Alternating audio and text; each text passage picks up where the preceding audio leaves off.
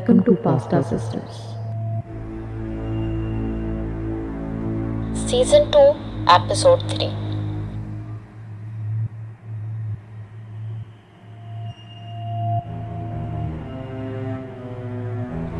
आज मैं 2 स्टोरी सुनाऊंगी, जिसमें से पहली स्टोरी होगी एक कैदी मदद के बारे में और दूसरी होगी 9 साला लड़की के बारे में। चलें अपनी पहली कहानी की तरफ बढ़ते हैं।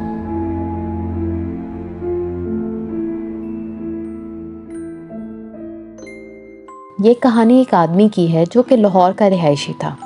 वो जनरेटर्स का काम करता था। वो किसी का जनरेटर ठीक करने जा रहा था एक दिन कि उसका एक्सीडेंट हो गया लाहौर के फिरोजपुर रोड पे।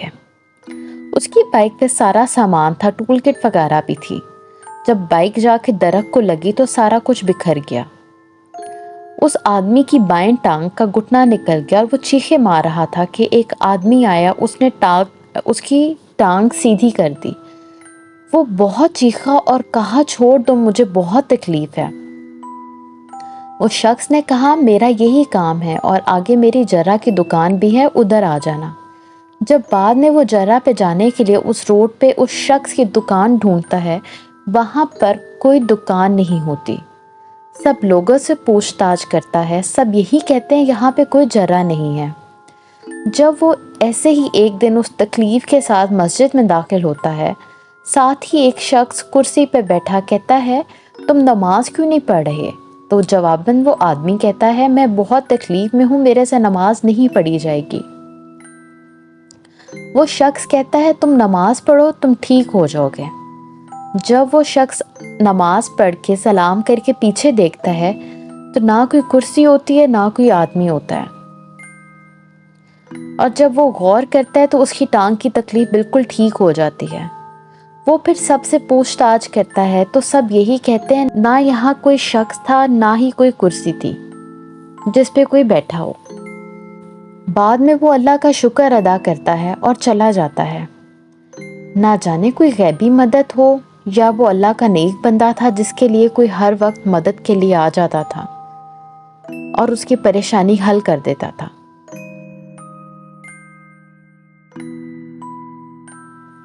चलिए अब अपनी दूसरी कहानी की तरफ बढ़ते हैं।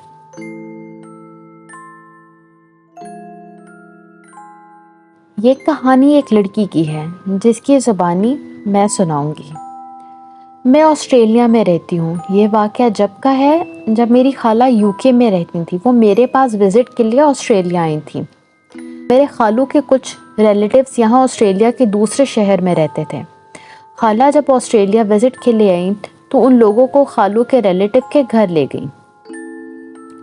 मेरी एक बिल्ली भी है जिसे मैंने पाला हुआ है। मैं उसको भी अपने साथ खालू के रिलेटिव्स के घर ले गई। जब हम लोग उनके घर पहुंचे तो मेरी बिल्ली अंदर नहीं जा रही थी, काफ़ी सहमी सहमी लग रही थी। खैर, हम लोगों को दरवाजे पर आंटी, उनके हस्बैंड, डिवोर्स बेटा, 2 पोते और एक 9 साला लड़की ने इस्तकबाल किया। मैंने अपनी बिल्ली को लाउंज में छोड़ दिया। हर किसी ने हमसे सलाम दुआ की सिवाय उस लड़की के। मैंने उस लड़की को मुस्कुरा कर देखा, लेकिन वो मुझे घूरे ही जा रही थी। मैंने सोचा कि शायद उसके पेरेंट्स की डाइवोर्स हुई है, इसलिए वो ऐसे बिहेव कर रही है। उन लोगों का घर बहुत ही पुराना था और फर्नीचर से भरा हुआ था। मुझे बहुत अजीब अजीब सा महसूस हो रहा था। मैंने खाला को अगली सुबह ही वापस जाने का कहा। मेरी बिल्ली भी कुछ अजीब सा ही बिहेव कर रही थी। जब सुबह कोई उन्होंने अपना घर दिखाया, उनके पोतों का कमरा पूरा लड़कों वाला रूम था।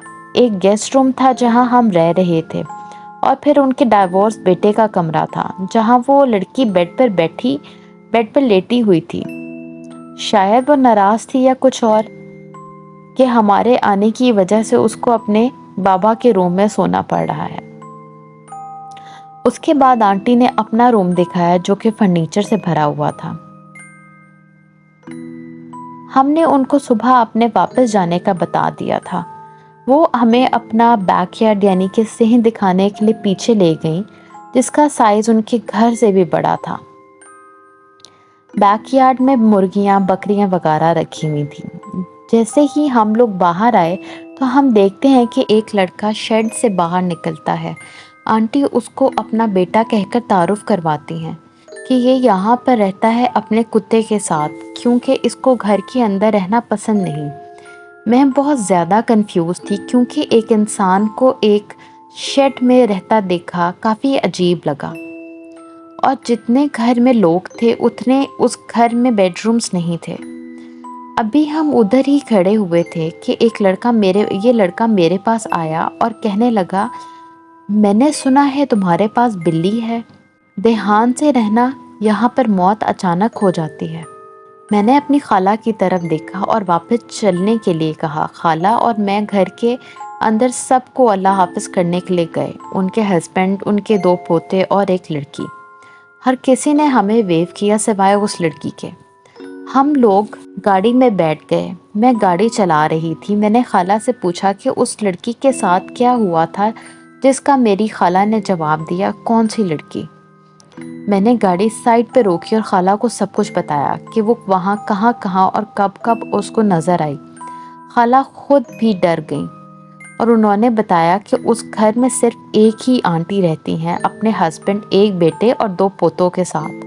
اس کے علاوہ اور کوئی بھی نہیں ہے، اور نہ ہی کوئی لڑکی۔ مجھے تو یقین نہیں آ رہا تھا۔ میں نے خالہ کو کہا کہ انہیں کال کریں اور پوچھ کے بتائیں، آپ کی کوئی پوتی بھی ہے؟ ان آنٹی نے آگے سے کہا، نہیں، کیا ہوا؟ خالہ نے ان کو بتایا کہ مجھے ایک لڑکی نظر آتی رہی اس گھر میں۔ آنٹی کچھ دیر کے لیے خاموش ہو گئی اور کہنے لگی، ہاں، ہمارے پاس آتی ہے، وہ کبھی آتی ہے اور کبھی چلی جاتی ہے، فکر کی کوئی بات نہیں ہے۔ اس کے بعد آنٹی نے ٹاپک چینج کر دیا، جیسے وہ اس بارے میں مزید بات ہی نہیں کرنا چاہ رہی تھی۔ میں آج بھی وہ سب یاد کرتی ہوں تو مجھے وہ لڑکی کی شکل نہیں بھولتی، کہ میں نے ایک ایسی مخلوق کو دیکھا جو کہ ایگزسٹ ہی نہیں کرتی۔